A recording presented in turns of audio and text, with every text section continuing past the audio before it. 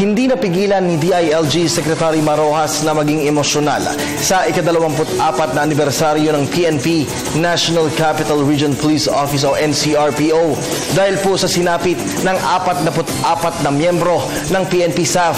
Samantala, pinapaimbestigahan naman ni PNP OIC Deputy Director General Leonardo Espina ang mga umano'y di gumanang granada ng SAF 44. Ang ulat mula kay Alvin Baltazar. Mabigat pa rin ang kalooban ni DILG Secretary Marojas kaugnay ng nangyaring Mamasapano encounter sa ika-24 na taong anibersaryo ng PNP sa National Capital Region Police Office.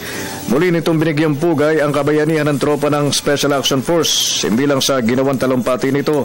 Isang tradisyonal na bahagi ng seremonya, partikular ang pass and review, ang hiniling ng kalihim na wag na lang gawin at sa halip, pinaawit na lang ni Rojas ang lupang hinirang. Sa ganitong paraan ni Rojas ay muli nilang mabibigyang pugay ang kanilang mga sugatan at namatay na mga kasamahan sa pakikipagbakbakan sa mga kalaban sa Mamasapano encounter. I think there is no more fitting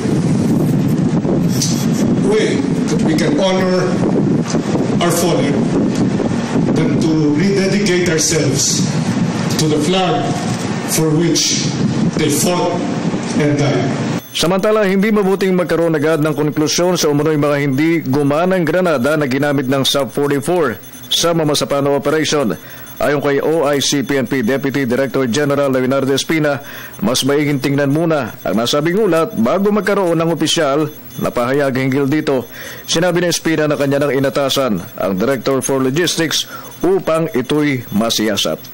Tignan natin kung full na ba yung cycle for it to be armed. Tignan muna natin.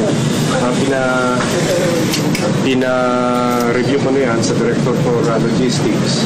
Lumabas sa ilang mga ulat na bukod sa hindi naubusan ng bala ang sumabak na puwersa ng Special Action Force sa Mamasapano, sablay din umano ang granadang bit-bit na mga ito nang makapagsagupa sa nakaenkwentrong BIFF at MILF. Para sa Telebisyon ng Bayan, Alvin Baltazar.